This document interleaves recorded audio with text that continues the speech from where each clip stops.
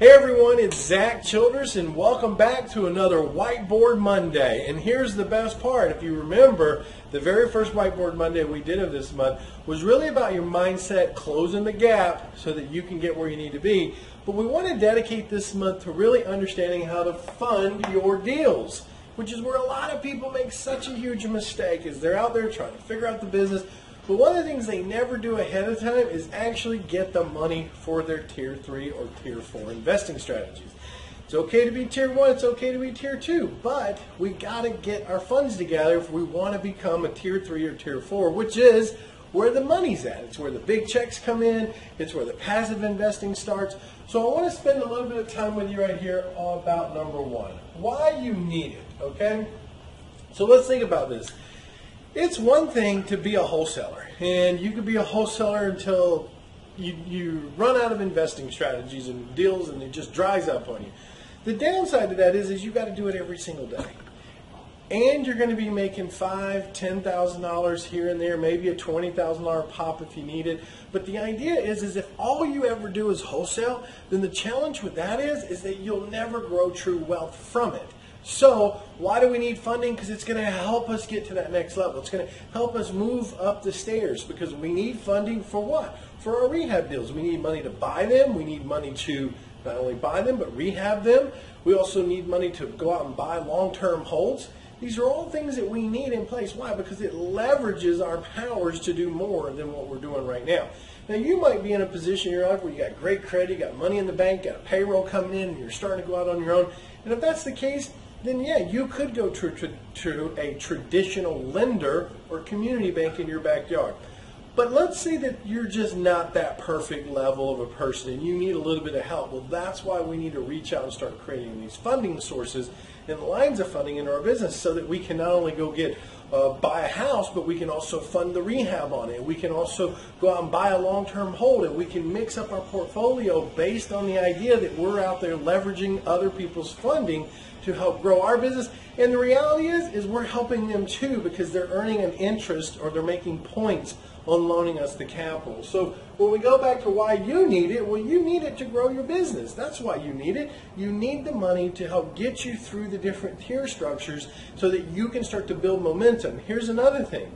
You don't just need one private investor, and you don't just need one hard money lender. You need several of them because when you find a deal here, you can position it with a lender. You find a deal here, you can position it with a different lender, and so forth to grow through your business model.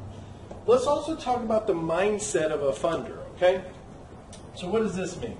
The mindset of a funder is important for you to understand because just because you got a deal don't mean people want to fund it, okay? It may be the only deal you've gotten in, like, say, the last 6 months and you're excited about it. Doesn't mean someone's going to fund that deal, though, okay? You got to think of the mindset of the lender. When you're working with private lenders or hard money lenders, you need to ask them what they're comfortable with. What do they enjoy funding? What do they have experience in funding? What areas do they look for? What parts of towns are they interested in? What type of interest do they charge based on locations? Because some may charge you more points or more interest depending on the location you're in with that deal. So what's the mindset? The mindset of a lender is this, is how do I deploy capital in the safest way possible with the lowest amount of risk and the fastest return I can get? That's really the core 4 values of that. They want to know what's the safest, what's the least riskiest, what's the best return, and how fast can they get their money back out of a market, okay? You need to understand that because that's what they're going to look at. When they're coming to you or you're coming to them, they're going to be looking at your deals based on exact same process. Is it a safe investment? What does the market look like? What's the competition doing? What's the true ARV on this? What's the risk on this based on your experience? And do you have the ability to make it work? And can you be efficient about it? And then they're going to be looking at almost what's the returns look like. Are they going to get the best return funding your deal or another deal? And how fast can they get their money back out of the market? Meaning, what's your average days on market in that area? And are you listing your price at the high of the market? Or are you listing a little bit lower and you still have a deal left on the plate so that they can fund and get their money back quickly? So that's some stuff you want to pay attention to when you're looking at that. The mindset. Now, I'm going to talk to you guys about hard money lenders right now. All right? Now, what I want you to pay close attention to is the private investors. We're going to talk about that one on the next Whiteboard Monday, okay? So today I'm going to talk to you about hard money lenders, but the next Whiteboard Monday is going to be all about private investors and some things that you need to be aware of that. And then we're also going to go dig deeper into the internet, and I'm going to show you the exact same sites I go to find money, to find bridge capital, which is the funding we need for the rehabs, so that you can follow the same thing I do. And then I'm going to take you guys through a live case study where I actually went, got a property, acquired a private investor to fund that property, went to a closing and left the closing with cash in my pocket to go finish the remodel out of. And I'm going to show you that case study in the Inner Circle training of this month, okay? So let me talk to you a little bit about hard money lenders. So, and I know this one can kind of get you a little bit confused, and the reason it can get you confused is because some people say they're private investors, but then in reality they're nothing more than a hard money investor. So what does that mean? So we're going to go in here, we're going to put hard money lenders. Okay. So a typical hard money lender in our marketplace today is going to be anywhere from 65% to 70%, I've seen them as high as 75% of ARV, okay? That's the key. What is ARV? After repaired value, okay? So that means that lender, if you've got an example, you got a $100,000 house, which is the ARV, that lender says, hey, we'll give you 65%, which means we're going to loan you $65,000 on that deal. Okay, so they're willing to loan you $65,000 on that deal because you've proven to them that the ARV is $100,000. Now, you also have a caveat where a lender says, but your purchase price is only $55,000, right? So they're only going to loan you this much at closing, but yet you'll have what's called a $10,000 draw that will come out for construction costs. Not all of them will do that, but some will, okay? Some will give you this extra $10,000 as a draw because you're still within inside your 65% of ARV. Now, others, they say, well, we'll give you up to, right? Up to 65%. So if your purchase price is $55,000, that's what they're going to loan you. Now, what does that mean for you? Well, that's kind of a setback, is it not? Because if they only loan you $55,000, but they have a 65% ARV, then you're still left holding the bag for the remodel, right? You got to come up with funds to go remodel the house. Now, that's why I want you to pay attention. Not the next Monday, but the Monday after that, I'm going to be walking you guys through where we go get what's called bridge financing for our remodels, okay? So pay attention to these Whiteboard Mondays. So now we understand this, that they'll loan us 65% of ARV.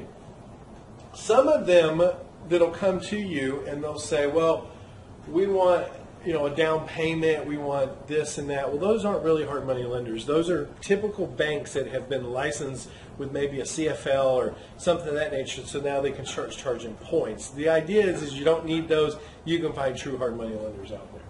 But let's talk about this too. So this is number one. They typically do 65 to 75% of ARV. Number two is they're going to charge what's called points. So what are points? They're typically 2 to 5 points. This is points. 2 to 5 points is nothing more than a percentage. So they're going to charge you, let's say they're going to charge you 2 points. So that's 2% of your purchase price.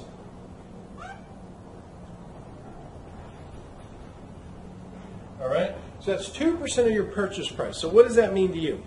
That means in this scenario, we just ran this scenario up here where we had a $55,000 purchase. That means that this is what they're going to charge you 2 points on, okay? So 2 points, basically 2% of $55,000. Well, we know 1% is $550. So in that scenario, they're going to charge you, what's that, $1,100. That's just to go get the loan, right? Then we have what's called number 3, which is interest. And your interest is going to be anywhere from 12 to, I've seen it as high as 18%. So that's an annualized interest rate that they're going to charge you on that loan. So that means on a $55,000 loan, you're going to pay, let's say, 12%, which is $550 a month, times 12 is $7,000, $8,000 for if you had to hold that for the entire year. But what we do is we always calculate it times 6 months. Why do we do that? Because basically I know it's 1% a month, so it's $550 times 6 is like $4,000 some odd dollars. So when I run my numbers, I add up my 6-month holding time plus my points, right? So I need to calculate that into when I'm adding my numbers. When we run our numbers based on ARV minus resale fees, minus rehab, minus profit, and minus purchase fees, these are our purchase fees, right? Our points and our interest is our purchase fees. Excuse me there. Now, here's something else I want to talk to you about. When you are communicating with a hard money lender, one of the other things you want to talk to a hard money lender about is really how are you going to set up the deal, right? So number one is what's their terms, okay? So terms could be, we do 6 to 12 month terms. Number two is what are your rates? Their rates could be 2 points and 12% interest, right? That's a standard hard money lender. 6 to 12 months, rates 2 points to 12% interest. Now, you need some other clauses in there, okay? Number three is you need what's called an extension clause. What does that mean? That means that you can extend for another 6 months if you do not sell the house within inside those 6 months or 12 months that you secured that note for. Now, you can negotiate where they just extend it, but most of them are going to charge you anywhere from 2 to 4 points to do the extension. Okay? It's better for you to pay the 2 to 4 points in the extension than it is to lose the house and all the profit. The other thing is when you get over here and you start talking about payments. Okay? Payments mean this. Most of them want their points up front. So we'll say points up front. Most of them do. They just absolutely do. But the one thing you can work out with them is the interest payments. Okay? How does the interest payments work? Well, you can, I've seen some of them take your entire 6 months interest payments, roll it over to the back side of the loan, and just charge you interest on that, and you have no payments, which is a beautiful thing if you have enough money in the deal to make it happen.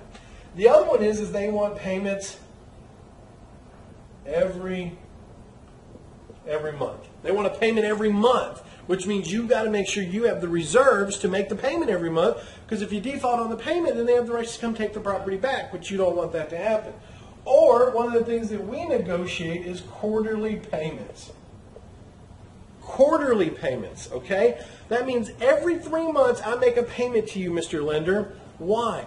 Because in 3 months I could have that house remodeled, I could get it on the market and get it sold within 3 months, and I'd never have to make a payment. It would just come out of my closing fees, right? Let's say I did it in, I don't know, 89 days. So I was almost at my 90-day for my payment come up, and I closed. Well, I personally never have to take money out of my pocket and pay them because it would come out of the profits of my deal. And then this way, only thing that I would be liable for is coming in with my points up front. So we know that if they wanted 2 points to get that loan, I'd have to bring $1,100 to the table, and that would allow me to get that deal done. Now, the beauty is we're going to keep doing this all month, okay? If you enjoyed this, make a comment, let us know what's going on, let us know you're enjoying it. Because what I also want to do is I don't want to leave you hanging, because you guys are looking at all this and saying, man, that's great, I understand this looks good, but where do I get the money at? No worries.